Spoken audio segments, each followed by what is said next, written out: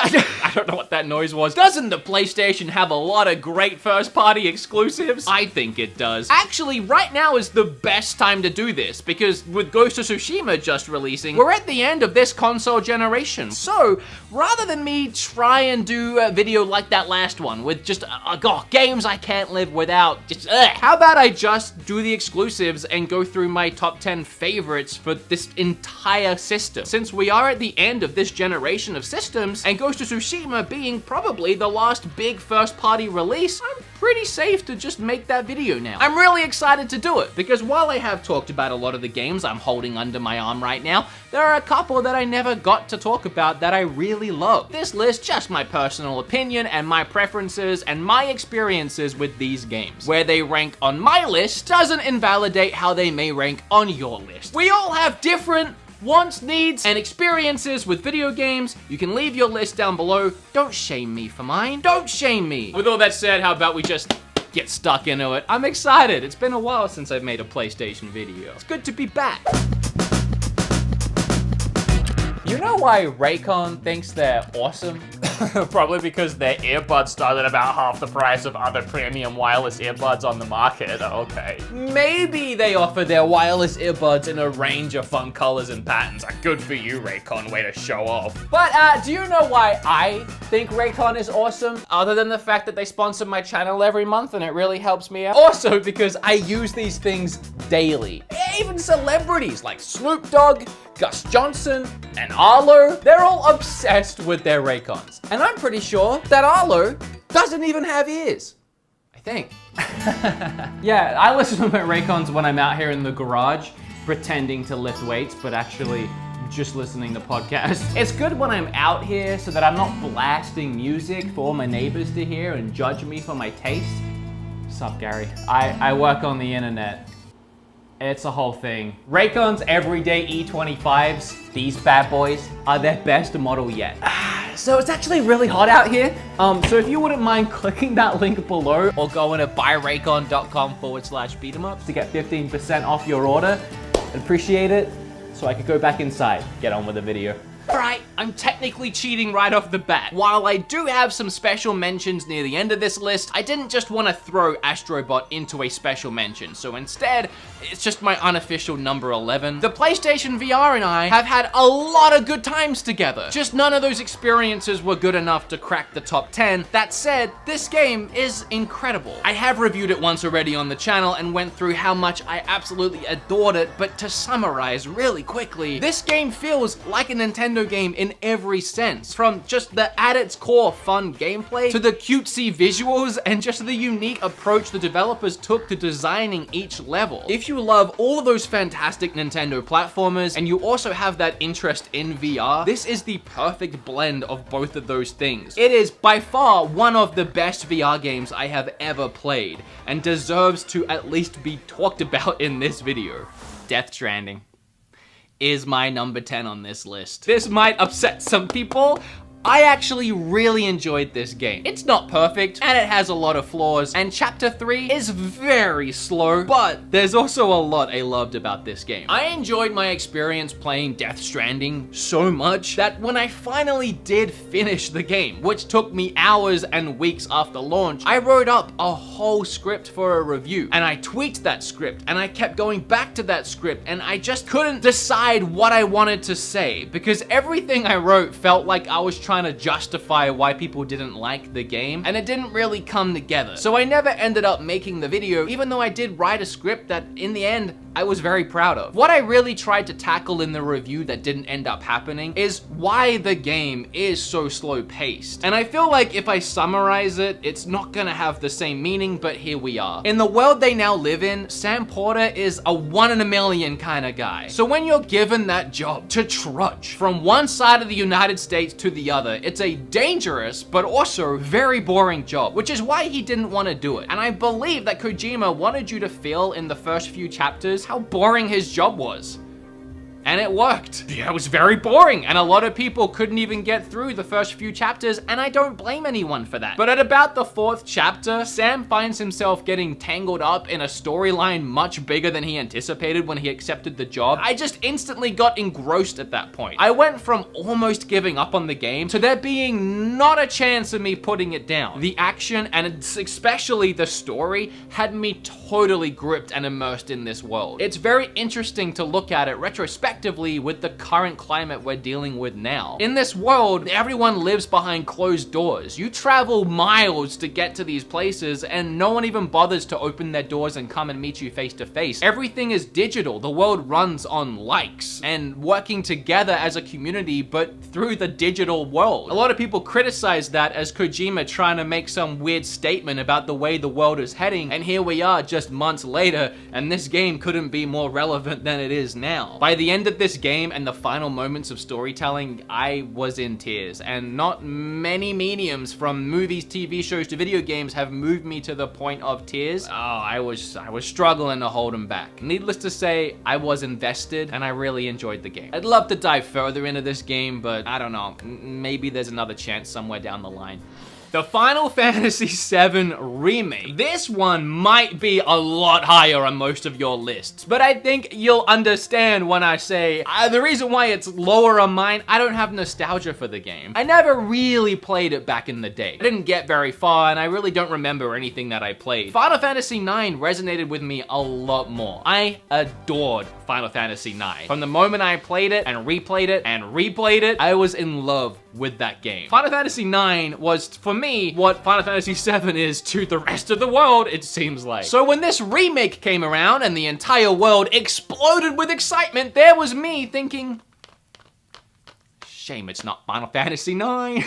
And I didn't think when I played it, it would ever hit a top 10 list for me, because I didn't have that nostalgia. But this remake, it's freaking good! As someone who doesn't hold the original very close to his heart, I feel like they did a great job remaking it and retelling the story. Oh, the combat is perfect. I have never experienced a real-time action combat system being perfected in this way. Switching between all the characters, taking those split seconds to slow down time and plan your next move. For those that did finish it, you'll know what I'm talking about when I say they really focused on the characters' fates and them wanting to change their own fates. And I feel like, considering they really wanted to expand on this entire universe, the most interesting way to do that would be to shake things up a little bit and having the characters themselves decide to change their own fates and change the outcome over what was predetermined for them. That predetermined story being the original game was a very clever way of not really breaking the fourth wall, but having these characters break out of their expectations from the fans and people that played the original game and go in a new direction. A very clever way to shake things up and make things a little different. I just love what they did throughout this entire game, but specifically so towards the end. Where's my Horizon Zero Dawn? Oh, there it is.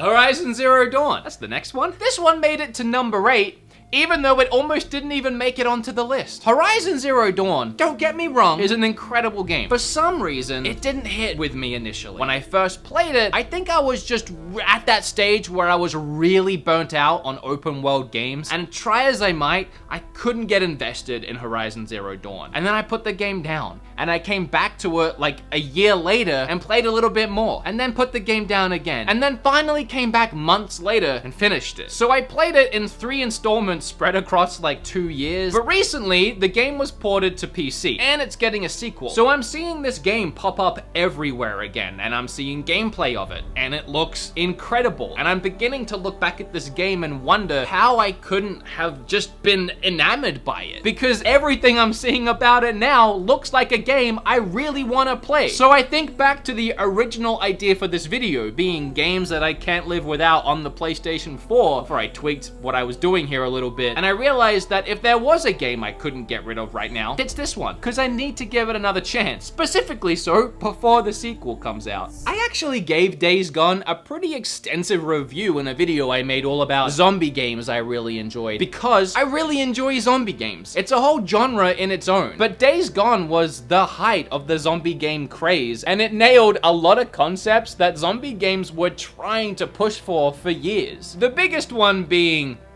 the zombies, the way that they interact with you and the environment, and the sheer amount of them pouring onto the screen at one time. My golly gosh, it is so great to have a good zombie game on the PlayStation 4 and having a console that can process this many zombies running at my face at one time. Now I'm looking at the PlayStation 5 and its SSD like, what? Days Gone 2. Let's step up the crazy. This game also wasn't perfect, and a lot of people couldn't get into it, and I can totally understand that. The game did drag its feet a little bit, especially with the story, but the biggest draw to the game for me, the zombies. It was so fun. It was so fun at its core. I do hope they make a sequel for this one. I just really enjoyed it. Oh, look at the new boy stepping on up. Ghost of Tsushima. Again, I haven't finished this game yet. I've been playing it since launch day, and the only reason I haven't finished it is because at some point while playing, I decided I wasn't gonna bother rushing through it to review it. I was just gonna play it at my own leisure. You can blast through the main story and probably knock it out in a day or two, but there are so many extra little things that you can do and discover and mess around with. For one, all of the side tales with the other characters you find along your journey, all of the epic samurai fights where if you win, you learn a new technique and they're always hosted in these really cool locations, and then just leveling myself up to becoming the most skilled and badass samurai possible. The game is so beautiful that it's the first game I've actually ever cared about using the in-game camera to take photos of my environment. Oh gosh. But in Ghost of Tsushima, I've been doing that all day because it's so beautiful to look at. So many dynamic colors and lightings and weather effects. It is a gorgeous game to behold. The gameplay is also perfect. I don't know what else I could ask from it. I'll say that I have so many different gadgets and abilities and special techniques that even now, halfway through the game, I feel pretty indestructible. I wouldn't say it's a hard game, but it's fun. It's fun in every sense of the word. I hope Sucker Punch takes this game and builds upon it to give us something new, fresh, and even more exciting in a sequel game set in this world. They made Infamous games and all of a sudden they make this? That's such a, I don't know. I'm proud of you guys. Good job. You could be the new Naughty Dog. You keep this up. Good job. I don't know if I could take any PlayStation top 10 list seriously if the person doing the list didn't include Uncharted somewhere. I'm gonna bundle Uncharted Collection and Uncharted 4 I gotta stop breaking these cases today. Just into the same spot on the list. Uncharted Lost Legacy. We'll just put this over here. And we'll talk about these two. The first Uncharted I played was Uncharted 2. Skipped the first one, and it's a little rough going back to it. That said, it is nice to go back and see where the story began. It really took off running in the second game. Uncharted 2 has one of, if not the greatest opening to a video game ever. Climbing up through this train will teach you pretty much everything you need to know about climbing and dealing with the in-game mechanics for the rest of the adventure too. So both in the story and the pacing and the gameplay mechanics, this first part of the game just sets everything up, teaches you everything you need to know, tells you everything you need to know, and just good luck with the rest of the game. They take that momentum and it just bleeds straight into the third game. The third game, I love it, and it's honestly comparable, if not equal to the second one. It's just that the third one didn't really have that train moment. It didn't really have the equivalent of something new, and it was just more of the same, but that same is so good that I would take more of the same, and I loved it. The fourth is in a whole nother level of video game, and I would say they perfected the game in the fourth. It was just way more cinematic. It was a shorter experience to kind of tie up the end of the Uncharted story. It just felt a little bit more like I was having my hand held through the adventure, and I was sort of experiencing the epic story rather than taking part of the epic story. It was like interacting and playing an incredible 8-hour-long movie and watching the story unfold and having some really cool moments like with the Crash Bandicoot playing the game in the game. That was pretty cool. Maybe my standards were set too high after Uncharted 2. And don't get me wrong, as I said, I love Uncharted 4. 2, 3, and 4, all really great games. Just like the second the most. Hey, I hate still cases. I'm gonna keep this one very short because out of all the games on my list today, Spider-Man is one that I really worked hard on a huge review, and I love how that video turned out. It's like a big retrospective on Spider-Man games in general and my love for them growing up and how we eventually got to here. Go watch that video if you want to hear my thoughts on it. And a reason why it's so high on the list, other than the sheer quality of the freaking thing, I love the swinging mechanic. There's something very therapeutic and relaxing for me in just swinging around New York, and they nailed it in this one. It's the best swinging in a Spider-Man game since the Spider-Man 2 movie game, and I go into all the reasons why in that freaking video. But if you haven't played this one, you're missing out, and I can't wait for the Miles one that's coming on PlayStation 5. Oh, it's gonna, Oh, Persona. I know it's on PlayStation 3 as well. Well, actually, Royal didn't go to, yeah, I'm totally in the right. I haven't even finished it. I know, I'm a fake gamer. I'm a fake. I adore the Persona series. Persona 4 is by far my favorite JRPG of all time. Hands down, period, full stop. I sunk 50 hours into Persona 5 and I loved every minute of it. But it was at a time where Kim and I just began dating when this game came out, and I was flying a lot from Texas to back to Canada, back to Texas, back to Canada. And I actually, when I was flying back and forth, took my PlayStation 4 with me in my bag every time because I was trying to play this game. But it just kind of all became a bit much, and I just didn't have the time, and I forgot that I was playing the game, and then months went by and I realized I had never finished it. And just when I thought, oh, it is time to get back into that game, they announced this. I can't tell you how insanely excited I am to play this game, but it's like 150 hours long. I don't have time. I should probably talk about the game itself. So in Persona games, you find yourself playing as a bunch of school kids who suddenly find themselves stumbling in this dark, surreal world where they have abilities and they can help shape the real world via this surreal world. And Persona 5 focuses on hearts and people's true characters, who people really are and how they really feel underneath their facade. And while I do love the story in these games, and I also adore the JRPG combat in these games, what really gets me is the real life sim management element to the games. You play on a day and night calendar cycle over the course of about a year, and each day it's up to you what you do, where you eat, who you talk to, what relationships you decide to build, and I love it so much and need to finish it. And weirdly, for as big as they are and how popular they are, I feel like they don't get enough love. Play it if you have a spare 150 hours. What needs to be said about Last of Us Remastered? Yeah, maybe it's a little bit of a cop-out because technically it's a PlayStation 3. Shut up!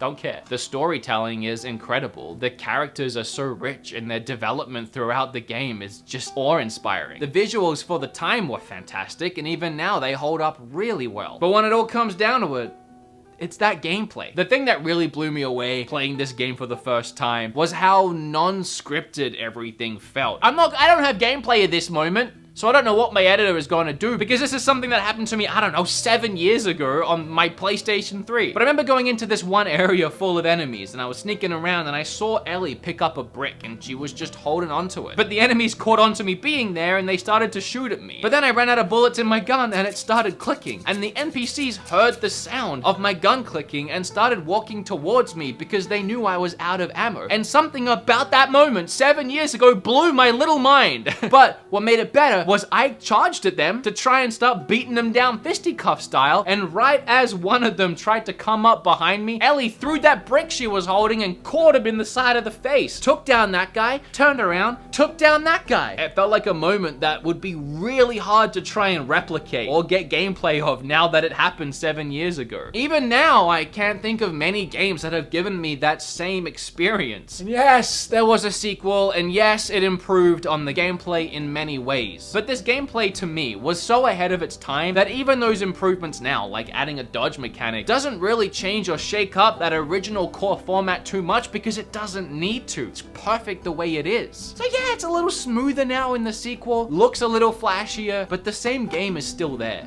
That's how good it was.